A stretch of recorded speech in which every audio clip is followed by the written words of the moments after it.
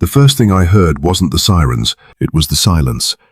The irrigation pumps that had fed my ranch every morning for decades had gone quiet because I had shut the main valve off myself. A routine maintenance job.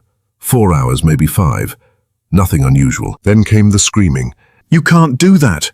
A woman shrieked from across the fence. I looked up from the valve box and saw Rebecca Holloway, our neighborhood's self-appointed HOA queen, storming across the gravel shoulder in designer riding boots that had clearly never touched real ranch dirt. She was waving her phone in the air like a weapon. "Turn the water back on right now." I wiped the grease from my hands onto an old shop towel. "This is my well," I answered calmly. "My pumps, my pipeline. I'm replacing a pressure regulator." "You've shut off community utilities." I actually laughed. "No, ma'am." She jabbed a finger toward me. "I'm calling 911. I shrugged. "Go ahead." She smiled. It wasn't the smile of someone who thought she was right. It was the smile of someone who thought she'd already won. Within minutes, 2 sheriff's deputies rolled through my front gate, their SUVs throwing dust into the summer air. One deputy stepped out slowly, while the other rested a hand near his duty belt, scanning the property. Rebecca hurried toward them before they could even speak. "There he is," she yelled, pointing directly at me. "He's sabotaging neighborhood water infrastructure. He's refusing lawful HOA orders. He's endangering hundreds of homes." The younger deputy turned toward me. "Sir, we're going to need to ask you a few questions." I stood up from beside the open valve pit. "Absolutely." Rebecca folded her arms with obvious satisfaction. "I told you they'd arrest you." The older deputy looked around. "Where's the community water connection?" "There isn't one," I replied. Rebecca cut me off. "He's lying." The deputy glanced between us. "Sir, who owns this well?" "I do." "Who owns the pump house?" "I do." "The underground lines?" "My ranch." Rebecca laughed loudly. "No, they belong to the HOA." I could actually see the confusion crossing both deputies' faces. The older one pulled out a notepad. "Ma'am, do you have documentation showing the HOA owns these facilities?" She hesitated. They manage them." "That's not what I asked. They're community assets." The deputy looked back at me. "Can you show us your property records?" "I can do better." I reached into my truck and pulled out a weathered leather folder that never left the cab.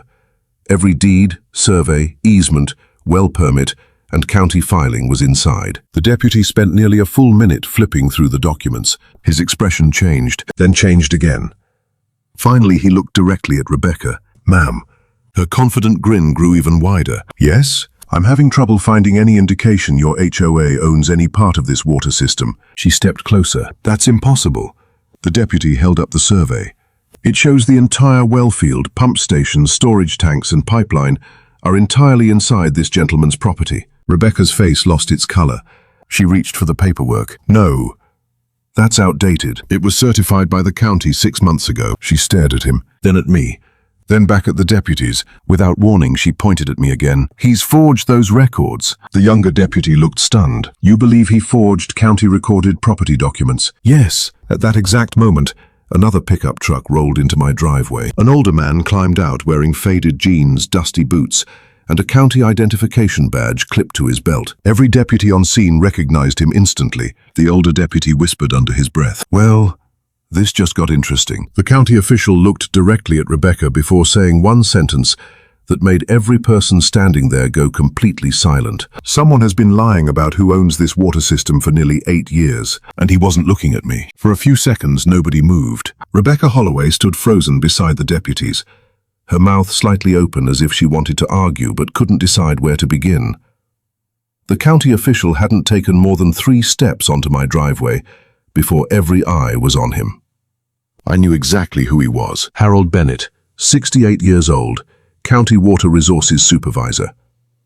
I'd known Harold for nearly 20 years, ever since he'd inspected the new well I'd drilled after buying the ranch. He wasn't the kind of man who raised his voice. He didn't have to. When Harold said something, people listened because he never guessed. He dealt in facts. He looked toward me and nodded. "Morning, Daniel." I nodded back. "Morning, Harold." Then he looked at the deputies. "I'll wait until you're finished here." The older deputy gave him a respectful nod before returning his attention to Rebecca. Meanwhile, I couldn't help thinking about how ridiculous the whole situation had become, all because I'd shut off my own water. "My name is Daniel Mercer. I'm 48 years old and I've spent nearly my entire adult life working as a rancher. People imagine ranching as sunsets, horses and wide open skies. Some days it is. Most days it's broken fences, stubborn cattle, busted tractors, leaking pipes, frozen pumps, and 12-hour workdays that leave your back screaming before dinner. I wouldn't trade it for anything. This ranch wasn't simply where I lived. It was my family's second chance. My father had worked construction his entire life, saving every extra dollar he could. My mother managed the books for a feed supplier in town. Neither of them came from money. When they retired, they invested everything into 80 acres of neglected pasture outside Bozeman, Montana. People laughed. The fencing was collapsing, the barns leaned, the well barely produced enough water for a handful of cattle. Most people saw a money pit. Dad saw possibility. For 15 years we rebuilt everything ourselves. Weekends became construction projects. Summers became fence building seasons. Winters were spent repairing equipment inside freezing barns, with portable heaters humming beside us. When my parents passed away 3 years apart, the ranch became mine, not because I inherited wealth, because I inherited responsibility. Every fence post carried memories. Every pasture reminded me of someone I'd loved. Selling it had never been an option. The ranch eventually grew to nearly 1,200 acres. We raised Black Angus cattle, leased grazing rights during certain seasons, and produced enough hay each year to keep the operation profitable without expanding into something corporate. I preferred it that way. My nearest neighbors were spread out across miles of rolling pasture. Most of them were good people. We borrowed equipment, shared weather reports, helped each other during calving season. If someone's tractor broke down, 3 pickups usually appeared before sunset. That was ranch country. Or at least it used to be. Everything changed 7 years earlier. A luxury housing development called Silver Creek Estates appeared just east of my southern fence line. The advertisements promised country living with modern elegance. Translation? People wanted the appearance of ranch life without actually living next to one. Developers carved hundreds of acres into oversized residential lots. Elegant stone entrances replaced old cattle guards. Streetlights appeared where stars used to dominate the night. Then came the HOA. At first, they mostly stayed inside their neighborhood. They argued about mailbox colors, holiday decorations, fence heights, parking rules. None of it had anything to do with me. My property sat completely outside their boundaries. Every county map proved it. Every deed confirmed it. I figured we'd coexist peacefully. I was wrong. The first strange incident happened almost 5 years ago. I found fresh orange survey flags driven into one of my grazing fields, not near the property line, nearly 70 feet inside my ranch. I assumed it was a surveying mistake. I pulled the flags out and forgot about them. A month later, they appeared again. Different color, different company. Same location. Then workers arrived without warning. They unloaded measuring equipment before I stopped them. "Can I help you, gentlemen?" One worker checked his clipboard. "We're marking future utility access." "For who?" "Silver Creek Estates." I smiled politely. "You're standing on Mercer Ranch," he frowned. "Our paperwork says this belongs to Phase 3. It absolutely does not." They packed up immediately after I showed them the county boundary markers. No arguments. No apologies. Just nervous glances before driving away. It should have ended there. Instead, little things kept happening. Packages addressed to HOA board members were left at my gate. Delivery drivers insisted my barn was part of Silver Creek Estates. Real estate agents occasionally brought prospective buyers onto my access road before I sent them back. Each mistake seemed too small to matter, too random to connect. But looking back now, they weren't random at all. Someone was quietly blurring the line between my ranch and the subdivision. I just hadn't realized why. Then, about 18 months before Rebecca called 911, I received a white envelope in my mailbox with the Silver Creek Estates logo stamped across the front. Inside was a neatly typed notice. It wasn't addressed, "Dear Neighbor." It wasn't asking for cooperation. It wasn't introducing the HOA. Across the top, in bold letters, it read, "Final notice of non-compliance." And according to the first paragraph, I was already months overdue on HOA violations I'd never heard of. I stood in my kitchen reading the letter 3 times before I finally convinced myself I wasn't misunderstanding it. The envelope looked official. The letterhead carried the Silver Creek Estates logo, embossed in dark blue. There was a reference number, violation codes, a payment deadline, even a warning printed in bold. Final notice before legal action. According to the document, I owed the HOA $4,850 in unpaid assessments, landscaping violations, unauthorized livestock, agricultural equipment visible from neighboring homes, and unauthorized alterations to community water infrastructure. I actually laughed, not because it was funny, because it was so absurd my brain refused to process it. I turned the page over expecting to find some explanation. Instead, there was another threat. Failure to comply within 10 business days could result in liens, attorney fees, suspension of community privileges, and legal enforcement. Community privileges? I didn't even live in their subdivision. I folded the letter neatly, climbed into my pickup, and drove straight to the entrance of Silver Creek Estates. The subdivision couldn't have been more different from my ranch. Perfect sidewalks, freshly planted maple trees, decorative street lamps every 100 feet. Every mailbox matched. Every lawn looked like it had been measured with a ruler. The HOA office occupied a brick building beside the clubhouse. Inside, soft music played through hidden speakers. The air smelled faintly of vanilla candles. A receptionist smiled politely. "Good morning, how can I help you?" I laid the notice on the counter. "I think this was mailed to the wrong address." She glanced at it, then typed something into her computer. Her smile disappeared. "No, Mr. Mercer, this is assigned to your property." "I'm not part of your HOA." She kept typing. "Our records indicate otherwise." "They're wrong." "I'm afraid that's not what the system shows." Before I could answer, I heard confident footsteps behind me. "Is there a problem?" I turned. Rebecca Holloway. She looked to be in her early 50s, dressed in an expensive cream-colored blazer, pressed slacks, and polished leather shoes that probably cost more than one of my saddles. Not a strand of her blonde hair was out of place. She carried herself like someone accustomed to giving orders instead of having conversations. The receptionist immediately stood a little straighter. "Mrs. Holloway." Rebecca's eyes landed on me. "So," she said with a practiced smile, "you're finally here." I frowned. "Have we met?" "Not officially." She extended a hand. "I'm Rebecca Holloway, president of the Silver Creek Estates Homeowners Association." I shook it once, firmly. "Daniel Mercer." "Oh, I know exactly who you are." Something about the way she said it made the hairs on the back of my neck stand up. Rebecca motioned toward her office. "Let's discuss your compliance issues." "I don't have compliance issues." "You do if you're a member." "I'm not." She smiled again. "You keep saying that." "Because it's true." She opened a thick binder and rotated it toward me. "This is our master community development plan." Color-coded maps covered the pages, property numbers, roads, drainage easements, utility corridors. She tapped one parcel with a polished fingernail. "There." I looked down. My ranch. Or at least, something labeled as my ranch. Except the boundary lines weren't right, not even close.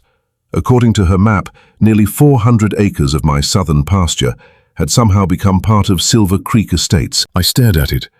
Where did this come from? Our official development records. They're false.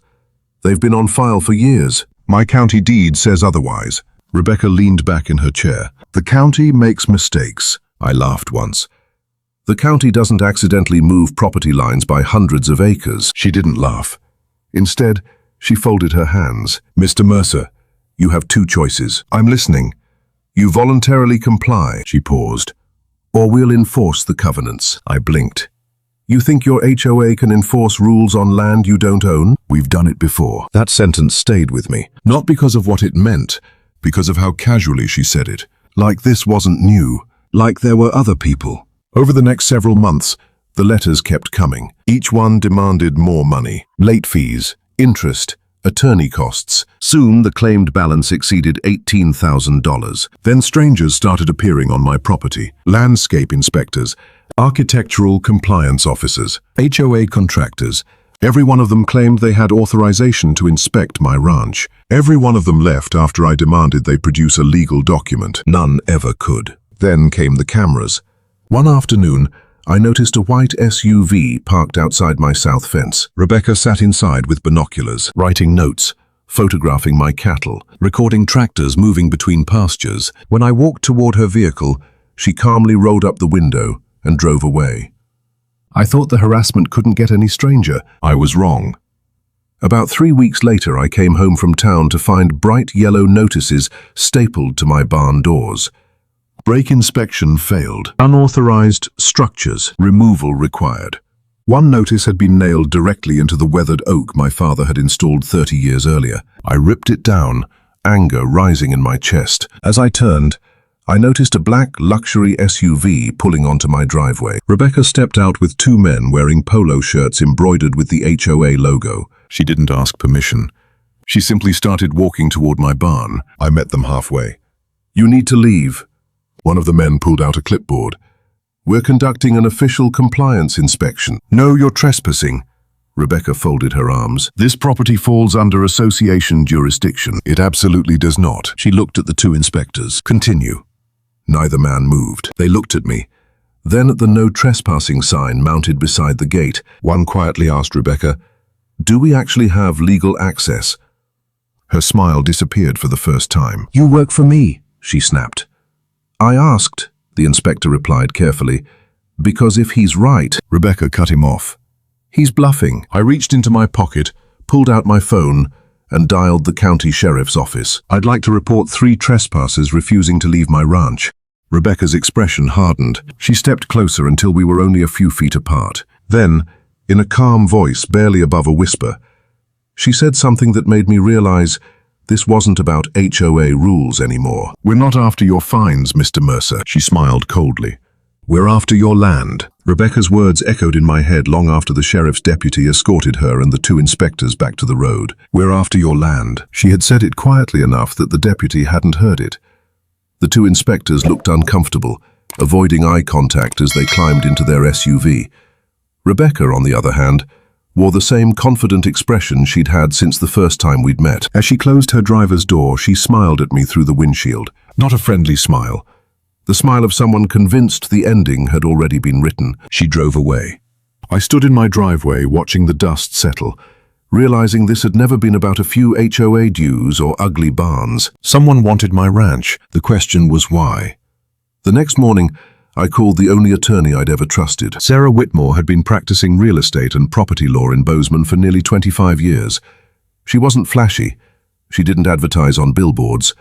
Most of her clients found her through word of mouth. She had represented my parents during a grazing rights dispute years earlier. Dad used to say, "If Sarah tells you the sky is blue, don't waste time looking out the window." When I arrived at her office carrying 2 boxes of letters, notices, photographs, and county maps, she raised an eyebrow. "You look like you haven't slept."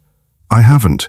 She pointed toward the conference table. "Let's see what they've been sending you." For almost 3 hours, we spread every document across the polished oak table. Each letter, each violation notice, every photograph, the yellow inspection tags, the fake invoices. Sarah didn't interrupt much. She simply read, highlighted passages, made handwritten notes. Occasionally, she'd mutter something under her breath. Interesting. That's odd." Finally, she leaned back. "Daniel, yeah? None of these documents actually claim your deed is invalid." I frowned. "What do you mean?" "They're carefully worded." She slid one letter toward me. "Read the first paragraph." I did. "The association recognizes your ownership interest while enforcing community obligations associated with your parcel." I looked back up. "So? They're never saying they own your ranch. They're acting like they do." "Exactly." She tapped the paper. "Legally, those are 2 different things." I still didn't understand. Sarah smiled faintly. "They're trying to create a paper trail." Over the next 2 weeks, Sarah filed public records requests with the county. Meanwhile, I started digging through every box my father had left in the old ranch office. Dust covered nearly everything. Old tax receipts, handwritten cattle records, insurance papers, land surveys dating back decades. Then I found something unexpected, a faded accordion folder labeled simply water rights. Inside were permits stretching back almost 40 years, original engineering drawings, well drilling reports, state approvals, maintenance logs, even correspondence between my father and county engineers. Every document confirmed the same thing. The well, pump station, storage tanks, and distribution lines had been privately financed by my family. Not $1 of public money, not $1 from any developer. "This is excellent. You think it'll stop them?" She looked thoughtful. "It proves ownership. But," she sighed, "I still don't know why they're so determined." 3 days later, Sarah called. I think I found something. I was at the north pasture repairing fencing when my phone rang. Her voice sounded different, sharper. Can you come in? Is it bad? No. A brief pause. It's much bigger. An hour later, I was sitting across from her again. This time, several county maps covered the conference table. Different years, different survey dates, different colored boundary lines. Sarah pointed to one from 11 years earlier. This is before Silver Creek Estates was built. Everything looked normal. Then she laid a newer map beside it. Now compare these. At first, I couldn't see it. Then suddenly, I did. The subdivision hadn't expanded, the map had. A thin utility corridor, only 30 feet wide, had quietly appeared along my southern property line. Another revision showed it wider, then another, then another. Each update added a few more feet. Individually, they looked insignificant. Together, they pushed hundreds of acres visually into the subdivision's planning documents. I stared at the maps. That's impossible. It should be. So who changed them? Sarah folded her arms. That's exactly what we're going to find out. The next breakthrough came from someone neither of us expected, Harold Bennett, the county water supervisor. He called late Friday afternoon. I heard about the HOA calling deputies to your ranch. They certainly did. I'd been looking through old project files. My pulse quickened. And? I think you should come to the county archives. The archives occupied the basement of the old county administration building. Metal shelves stretched from floor to ceiling, boxes labeled by decade lined narrow aisles. Harold led us toward a long wooden table, where several oversized engineering tubes already waited. I remembered something that didn't sit right. He carefully unrolled a massive blueprint. The original infrastructure plan for Silver Creek Estates. Harold pointed toward the southern edge. See this? A large red X covered an area directly beside my ranch. What is it? The developer originally planned to build a community water treatment plant here. So, it was denied. Why? Harold looked directly at me. Because your family's privately owned aquifer produced cleaner water than anything they could drill. Sarah leaned forward, and Harold slowly removed another document from the tube. It was a confidential engineering report stamped Alternative Water Acquisition Options. His finger stopped on a single paragraph highlighted decades earlier. I read it once, then again. The room suddenly felt much smaller. The report stated that acquiring the Mercer ranch, or obtaining control of its private water system, would save the developer more than $18 million in construction costs. Sarah looked at me in disbelief. Harold quietly folded his hands. Daniel, he swallowed. I don't think the HOA was ever interested in collecting fines. He slid one final document across the table. It bore the original developer's signature, and at the bottom, Rebecca Holloway's name appeared as a witness, dated 8 years before she ever became HOA president. I stared at Rebecca Holloway's signature until the words blurred. For a long moment, nobody in the county archives said anything. Harold Bennett quietly rolled the engineering plans back a few inches, giving me space to absorb what I'd just seen. 8 years. Rebecca hadn't stumbled into this dispute after becoming HOA president. She'd been connected to the development before the first family ever moved into Silver Creek Estates. Sarah broke the silence. Harold, where did you find this? He adjusted his glasses. It was boxed with the original subdivision permit applications. Most of these files were archived after construction was approved. Nobody had requested them since. I looked at the report again. Why wasn't this disclosed? It wasn't required, Harold answered. Developers evaluate multiple options all the time. Sarah nodded. True. Then she tapped the highlighted paragraph. But what they can't do is create a fraudulent campaign to obtain someone else's property after those options are rejected. She looked directly at me. I think we finally understand the motive. Over the next week, Sarah's office became mission control. Every morning I drove in from the ranch carrying another stack of records. She had 2 paralegals building a timeline that stretched across an entire conference room wall. Colored strings connected photographs, county filings, HOA notices, emails, surveys, and meeting minutes. The picture became clearer with every document. The original developer had intended to build an expensive water treatment facility. County regulators rejected the location. Building elsewhere would have added nearly $18 million to the project. Several years later, after the subdivision was complete, Rebecca joined the HOA board. Then, the mistakes started. Survey flags inside my pasture, incorrect planning maps, false HOA notices, utility corridor revisions, inspection demands. Everything pointed in one direction. Someone was trying to manufacture the appearance that my ranch had always been subject to HOA authority, not because they believed it. Because if enough paperwork accumulated over enough years, someone might eventually believe it. Sarah leaned back in her chair. This wasn't random harassment, it was a strategy, she nodded. And a patient one. Then came the piece neither of us expected. Sarah received a phone call from one of the former HOA inspectors. His name was Kevin Morales, the same man who had hesitated outside my barn when Rebecca ordered him onto my property. He asked to meet after work.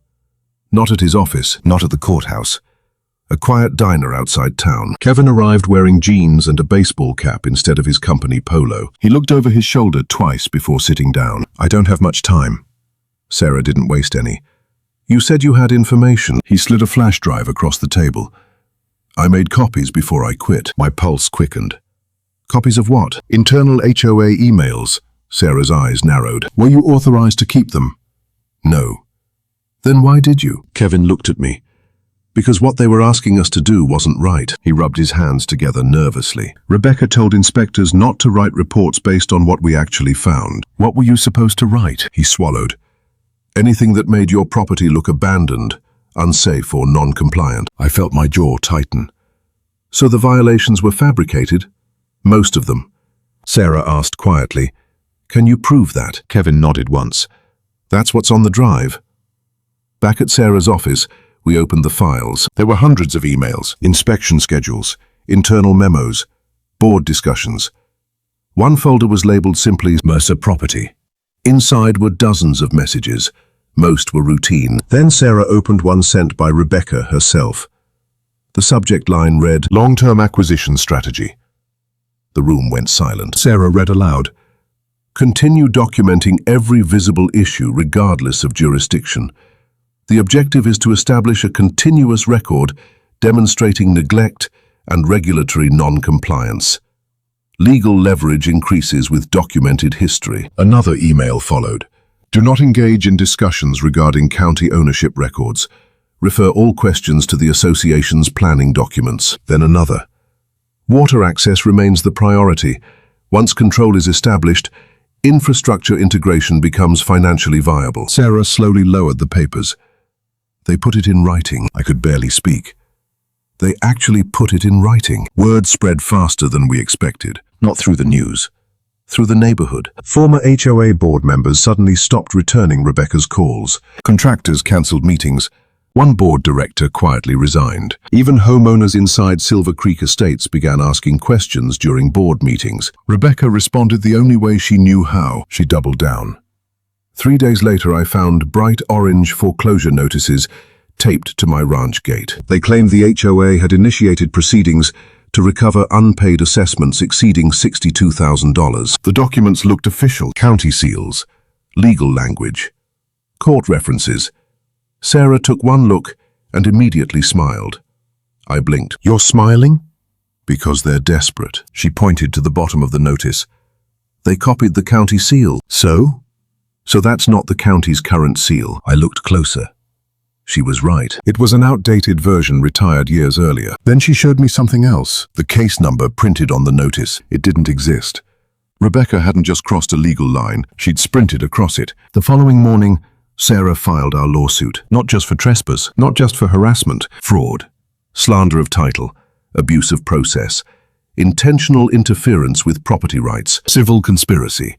She also requested emergency injunctive relief, preventing the HOA from filing any further claims against my ranch. By noon, the court granted a temporary order. Rebecca and the HOA were prohibited from entering my property, contacting utility providers, or representing that my ranch was subject to HOA authority until the case was resolved. For the first time in months, I felt like we had momentum. But Rebecca wasn't finished. That evening, as the sun disappeared behind the mountains, I noticed headlights stopping outside my front gate. A black SUV. Then another, then a third. Men in expensive suits stepped out, carrying briefcases instead of toolboxes. They weren't inspectors, they weren't deputies. Sarah's phone rang almost immediately. She listened for a few seconds before looking at me. They've hired one of the biggest litigation firms in the state. I watched the men gathering across the road. Sarah closed her notebook with a calm smile. They finally realized they're not fighting a rancher anymore. She looked me straight in the eye. They're fighting the evidence. The Gallatin County Courthouse looked different that morning, not because the building had changed, because the people inside it had. By 8 o'clock, every bench outside Courtroom 3 was occupied. Homeowners from Silver Creek Estates whispered in small groups. Ranchers from neighboring properties stood in dusty boots and pressed denim shirts, speaking quietly with reporters who had caught wind of the case. Even county employees I recognized from the recorder's office had slipped into the back rows. This wasn't just another civil dispute anymore. People wanted answers. Sarah adjusted the stack of trial binders in front of me. "Remember," she said quietly, "today isn't about proving Rebecca is unpleasant." I smiled nervously. "I don't think that'll be difficult." A corner of her mouth lifted. "We're here to prove something much more important." "Intent," she nodded. "Exactly." The courtroom doors opened. "All rise." Judge Eleanor Prescott entered with the calm confidence of someone who had spent decades separating facts from emotions. Once everyone was seated, she looked over the packed courtroom. "I understand public interest in this matter is significant. However, this courtroom will remain orderly. Any interruptions will result in immediate removal." The room became completely silent. Rebecca sat across the aisle wearing a navy blue suit and a carefully composed expression. Gone was the confident smile she'd worn at my ranch. Instead, she whispered constantly with her lead attorney, Michael Donovan, one of the most respected civil litigators in Montana. He had a reputation for dismantling witnesses with precision. Sarah didn't appear intimidated. She simply organized her exhibits. Judge Prescott looked toward Donovan. "Counsel, you may proceed." Donovan stood. "This case is, at its core, a misunderstanding regarding historical planning documents and community governance." His voice was smooth, measured. "Our client acted in good faith based upon records available to the association." Good faith. I almost laughed. Sarah simply made a note. Donovan continued. "There was never any intent to unlawfully seize Mr. Mercer's property." Judge Prescott nodded. "Call your first witness." Rebecca took the stand. She looked composed, confident again. Donovan began gently. "Mrs. Holloway, why did the association contact Mr. Mercer?" She answered without hesitation. "We believed his property fell within the expanded community service district, and your actions were based entirely upon legal advice and existing records. Were you attempting to steal his ranch?" "Absolutely not." "Were you attempting to obtain his water system?" "No." She looked directly at the judge. "I only wanted compliance." Donovan smiled. "No further questions." Sarah stood. "Mrs. Holloway," Rebecca turned toward her. "You've testified that every decision you made was based upon official records." "Correct." Sarah picked up a large county survey. "This survey was certified 6 months before you called 911. Rebecca nodded cautiously. "I've seen it. It clearly identifies Mr. Mercer's ranch as entirely outside your HOA boundaries." "I disagree with its interpretation." Sarah didn't respond immediately. Instead, she walked toward the evidence monitor. "Your Honor, Plaintiff's Exhibit 21. The certified survey appeared on the screen. Bright red boundary lines left no room for interpretation." Sarah faced Rebecca again. "Can you point to the section placing Mr. Mercer's ranch inside your HOA?" Rebecca stared. Several long seconds passed. Sarah waited. "I cannot." Sarah changed direction. "Were you present during early planning meetings for Silver Creek Estates?" Rebecca shifted in her chair. "Some." "Were you employed by the developer?" "No." "Were you a consultant?"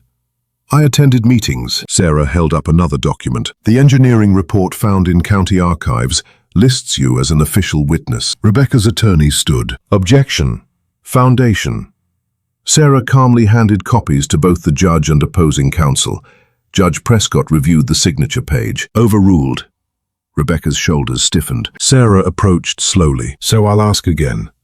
Were you involved before becoming HOA president?" Rebecca hesitated. "Yes." The courtroom murmured. Judge Prescott looked up sharply. Order. Silence returned. Sarah wasn't finished. She placed a small black flash drive on the evidence table. "Mrs. Holloway." Rebecca looked at it. "Do you recognize this?" "No." "It contains internal association emails." "I've sent thousands." Sarah nodded. I agree. She clicked the remote. The first email filled the screen. Long-term acquisition strategy. Rebecca's face changed instantly. Sarah read only a few lines. Continue documenting every visible issue, regardless of jurisdiction. Then another. Water access remains the priority. Sarah looked directly at Rebecca. Did you write these emails? Rebecca swallowed. Yes or no? Yes. The room became perfectly still. Sarah continued. What did you mean by water access remains the priority? Rebecca looked toward her attorney. He remained seated. She answered carefully. It referred to future planning. For whose benefit? The association. Did the association own Mr. Mercer's water system? No. Did you have legal authority over it? No. Then why was obtaining control a priority? Rebecca said nothing. Sarah returned to counsel table.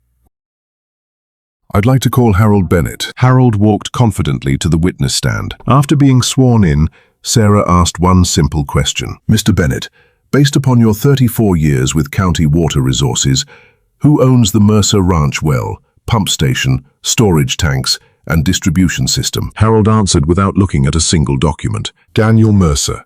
And has that ownership ever changed? No. Were county records ever amended to transfer those facilities to Silver Creek Estates? Never. Sarah nodded. No further questions. Donovan stood for cross-examination. Mr. Bennett, is it possible the association misunderstood planning maps? Harold smiled politely. Planning maps aren't ownership records. So mistakes happen? They do.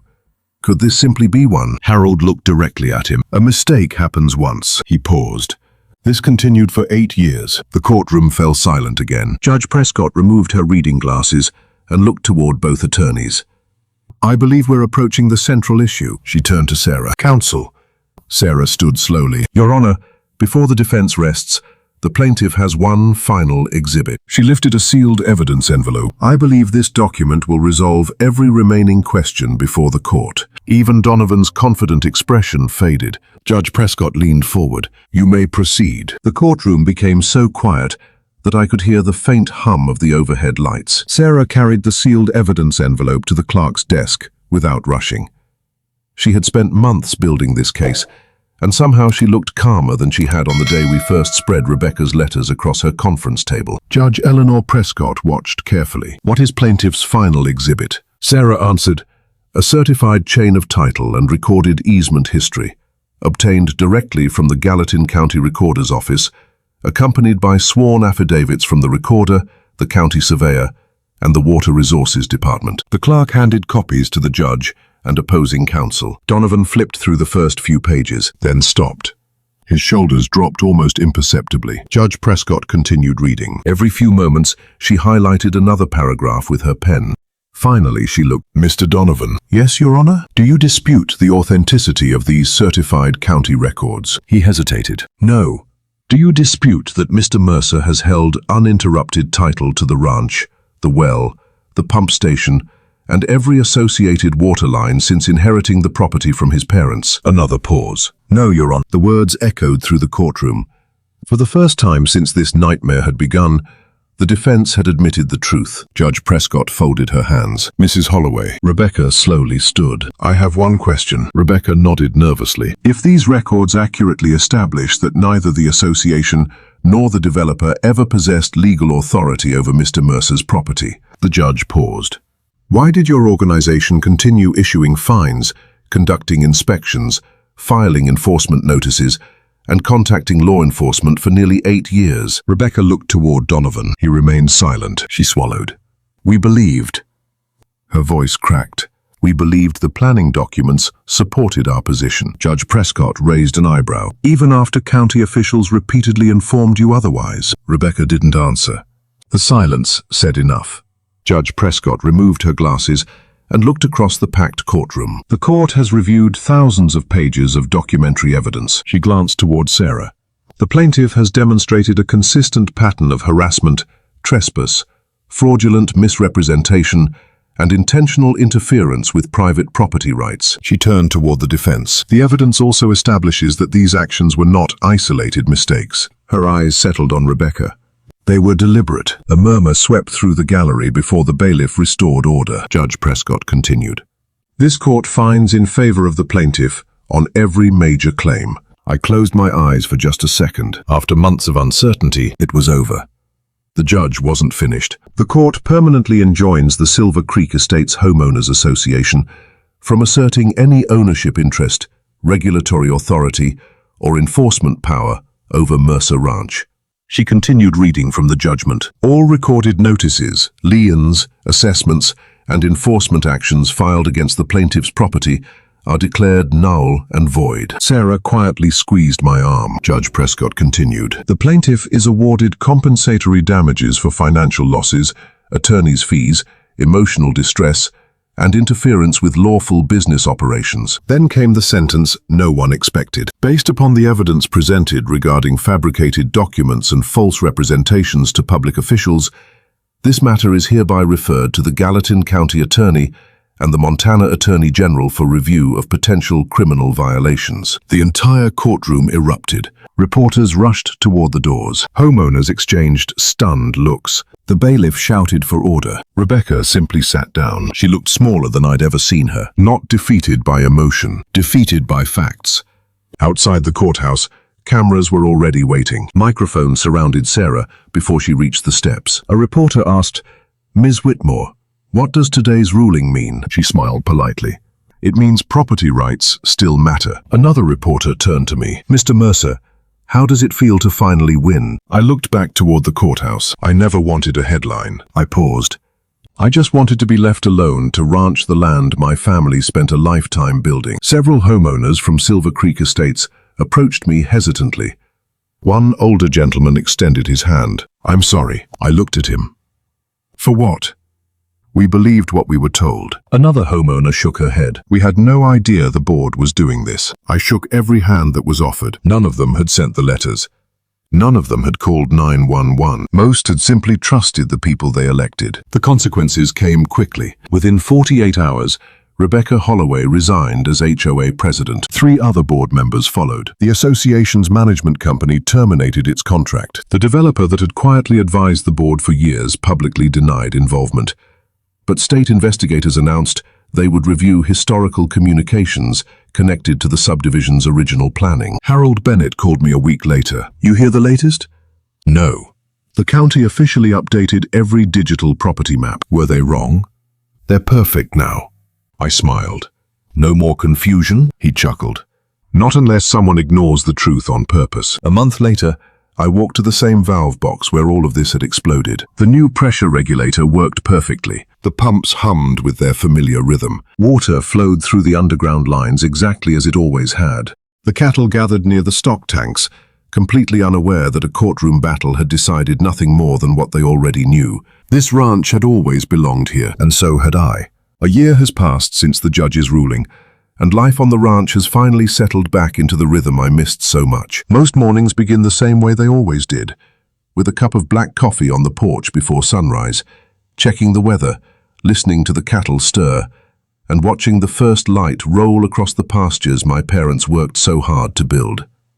The difference now is that I no longer glance toward the gate expecting another bogus notice, another trespasser, or another deputy responding to a false complaint. Peace is a remarkable thing when you've had to fight for it. The ranch is still exactly what it has always been, a place built on hard work, honesty, and respect for the land.